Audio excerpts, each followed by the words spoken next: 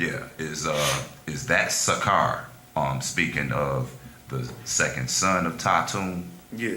Or is that speaking of Tammuz? Because in other words, I'm trying to figure out, because it speaks about how Apophis and Apep was actually called Sakar. Yeah. You see what I'm saying? Mm-hmm. And then, you know, I think it goes into further where it's speaking about how they actually took that word and tied that word in with Sakar. Yeah. From the step period. See, that's what I was trying to put earlier when I just the first question. Right. You got to understand that the master of the heaven and earth, is taking you out of Sumerian doctrine into the Timurean doctrine.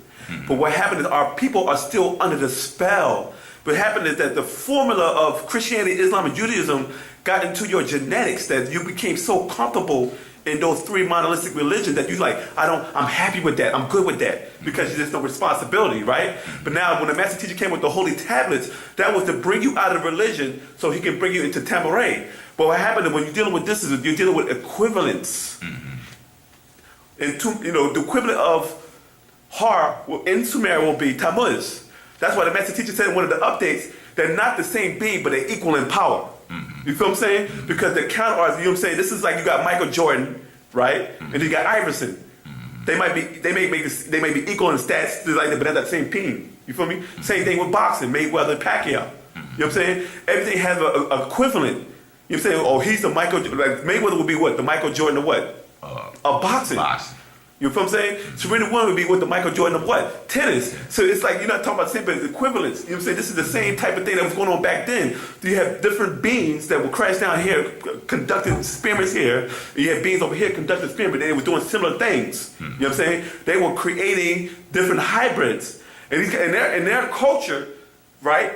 They were this is what they were. They had their titles. And I said, wow, they're kind of similar to my culture, which is the Nadaro. You hear me?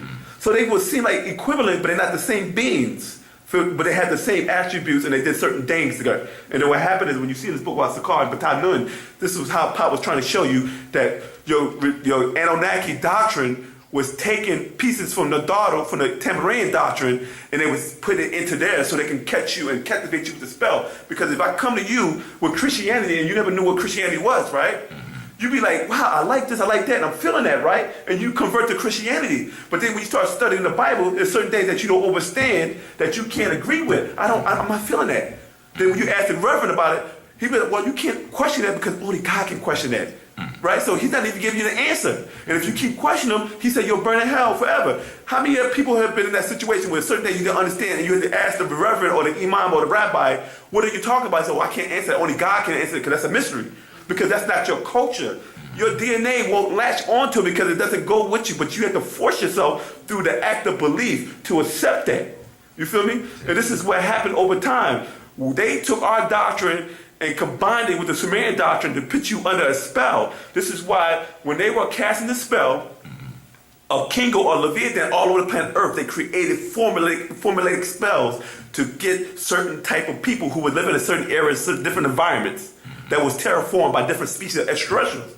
So when you go to Greece, they will call it Zeus, Apollo, Aphrodite, right? When you go to Sumerian, they call it Anu, Ninti, and Murdoch. When you go to Egypt, that will be Amun-Ra, Sakumet, and Ray. So you know what I'm saying? So they were taking different formulas, right? And they would repackage them. And in Christianity, that would be what? Jesus, God, and Mary.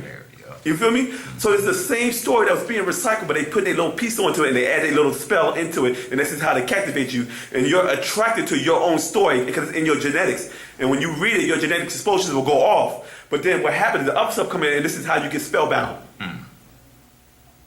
So that answers your question? Oh yeah. Okay. Most definitely. Appreciate it. Yeah, okay. Any other questions?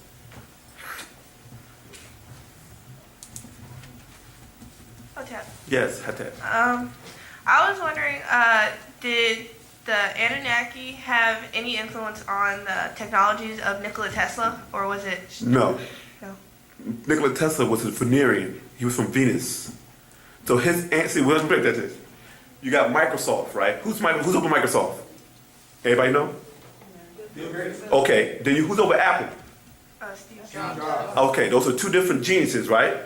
They have two different type of technologies, right? What happened is the same way it was in ancient times. Different extraterrestrial beings had a certain type of technology because it took them years and millions of years or thousands of years to evolve into that technology. You feel me? At one time, you were sitting there carrying heavy stuff on your back. You said, you know what? This is breaking my back. I need to come up with something to move all these heavy stones. Then you came up with that concept of a wheel. You put 2 logs in the wheel, and you said, okay, now I have a cart. So you start evolving. That's a form of technology. You know what I mean? Where you make things easier and you start evolving into a higher learning or higher knowledge, right? So wherever the beings came from, they were given technology from their ancestors. You feel me? And it was passed down generation to generation, and they kept evolving onto the technology because their minds start moving faster, and they come up with new ideas, and they start evolving in more things. Different species of beings came here and gave certain beings technology. Like we had the Pleiadians gave the United States government certain technology. But you got to remember this: when Thomas Edison, who's a thief, was taking people's technologies and saying it was his, Tesla came on the scene with what they call alternative currents, which you call AC. While we're saying we deal with DC, which is direct current, and when they didn't know about it, a certain amount of miles that the direct current was going, it will actually burn out and cause a fire or whatever. It will shut down. Because Tesla came on the scene with alternative currency, right, where it actually lasts long and it alternates to, or they alternate to, power, right? They had a problem with Tesla because Tesla was bringing inventions or technology from Phoenician, or what you call Venus. But these beings from Venus actually came from here first, and they migrated to Mars. We say now it depends on what beings were their ancestors. Because it could have been the Anunnaki, it could have been the Pleiadians, it could have been the Aldebarans, it could have been some of the Dr. Otto. You think? Because you got to remember that different beings were mixing in and crossbreeding with different species, and they were getting their technology through the genomes. Some of these beings have the ability to tap into their genetics. For instance, what do you do? How old are you? 17. Okay, what do you want to be? A biomedical engineer. Okay, a biomedical engineer. That means you go to school, you study all that, right? Now, when you get to the point that you study everything you did as bioengineering, right, you're going to die. But you have a daughter. So everything that you learn is in your genetics, and it goes into like the RNA, which is, that actually puts in all the information in the DNA, right? And you pass that to your daughter because your daughter doesn't use the higher portions of her brain, right, which is the 100% that we used to use in ancient Sumerian when we do certain things, right?